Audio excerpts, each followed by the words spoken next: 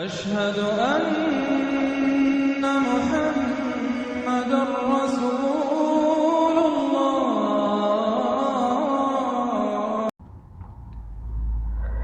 हिंदुस्तान के तमाम फौज, तमाम पुलिस, तमाम एलईडी और तमाम सीआईडी ब्रांच और सीबीआई और तमाम इंटेलिजेंट और तमाम हिंदुस्तान के सरकारी अधिकारी और तमाम हिंदुस्तान के मिनिस्टर्स और तमाम हिंदुस्तान के पॉलिटिकल नेता जैसे भी हो, जो उस वक्त मौजूदा प्रेसिडेंसी में हैं या नहीं हैं, और तमाम हिंदुस्तानी कट्टर हिंदुओं और गैर कट्टर हिंदुओं और तमाम हिंदू मुसलमान, सभी को मैं बताना चाहता हूं कि पूरा हिंदुस्तान मुसलमानों के हाथ में जाने वाला है।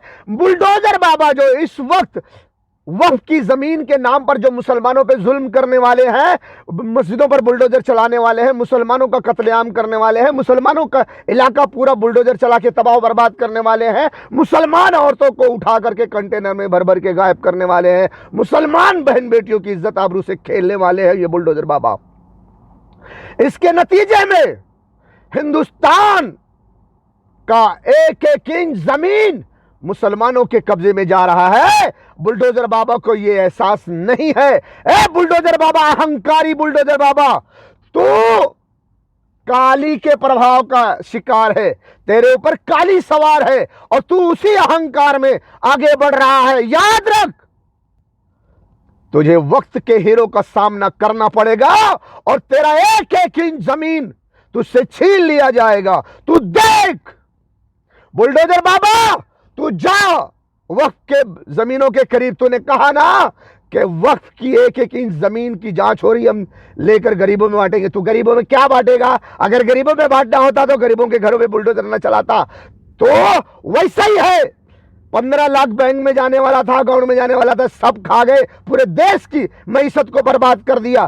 तुम ऐसा ही करने वाले हो, लेकिन जो तुम्हारा मकसद है, जो तुम्हारी पॉलिसी है, तुम नहीं कर सकोगे, नहीं कर सकोगे, नहीं कर सकोगे। सुन लो ए बुलडोजर बाबा, तुम योगी नहीं हो। तुम जानते हो, अगर ये बात तुम तक पहुंच गई तो तुम जान लो, जैसे तुम योगी नहीं हो, मैं जानता हूं। तुम काम मांगने गए थे, तुमको ये चोला पहना दिया गया था।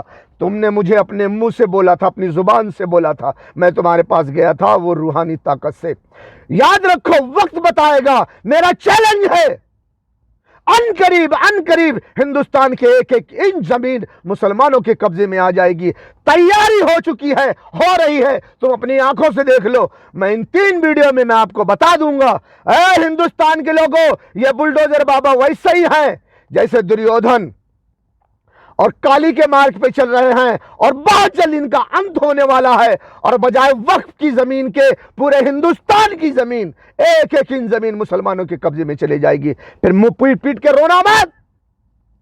कई करोड़ हिंदू मारे जाएंगे और कई करोड़ हिंदुओं के घरों की औरतें बेसहारा हो जाएंगी। सोचो उनके साथ क्या होगा। और तमाम फौजी मारे जाएंगे और तमाम पुलिस वाले मारे जाएंगे और तमाम इंटेलिजेंट वाले मारे जाएंगे और तमाम पुलिस वालों के हाथ जिंदा उखाड़े जाएंगे।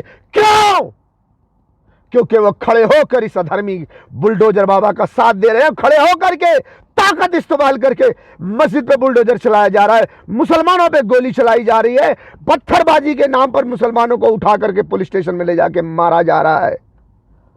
और आने वाले समय में कल मुसलमानों के घरों में बुलडोजर चलाकर उनकी बहन बेटियों की इज्जत से खेला जाएगा।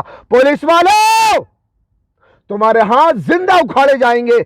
कुछ हद तक तुम जाओगे, लेकिन उस हद में खींची हुई लकीर है, तुम उसे पार न कर पाओगे कि तुम्हें 5 पांडुओं का सामना करना पड़ेगा। ये महाभारत है, महाभारत है, महाभारत है, जिसका दूसरा नाम गज़वे हिंद है। और मैं बार बार यह कह चुका हूं कि महाभारत गज़वे हिंद सिमिलर है, एक जैसी है। और ये महाभारत, होने वाली महाभारत गज़वे हिंद, ये बहुत जबरदस्त जंग है, बहुत जबरदस्त जंग है। और तुमको 5 पांडु घेर रहे हैं। इसका तुम्हें मैं तस्वीर दिखा दे रहा हूं। 3 वीडियो मेरी देखो, तीनों में तुमको इसकी तस्वीर दिखाता हूं मैं। क्योंकि ईरान पर डायरेक्ट अमेरिका इजराइल हमला नहीं कर सकते। अगर वो करते हैं डायरेक्ट ईरान पर हमला, तो ईरान पहली फुर्सत में इजराइल का नामो निशान मिटा देगा। इतनी मिसाइल्स उसके पास, इतने हथियार हैं। और वो इजराइल भी जानता है, अमेरिका भी जानता है, ब्रिटेन फ्रांस सभी जानते हैं, ऑस्ट्रेलिया भी जानता है।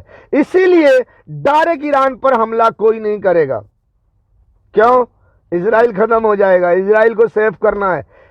इसलिए ईरान को हिंदुस्तान से मारा जाए, हिंदुस्तान को इस्तेमाल करके ईरान को मारा जाए, ताकि ईरान अगर कोई जवाबी कार्रवाई करे तो वो हिंदुस्तान में करे, इजराइल सेफ रहे। इसीलिए ईरान को मारने के लिए हिंदुस्तान को चुना गया है। बेगैरत हुक्मरानों, इन लाशों को, गोश्त के टुकड़ों को देखकर तुम्हें गैरत क्यों नहीं आती? तुम कैसे सोते हो? तुम कैसे पीते हो? तुम कैसे खाते हो? तुम कैसे जिंदगी गुजारते हो? ए बेगैरतों, ए जर्नेलों, ए हुक्मरानों, तुम कब जागोगे? कब जागोगे?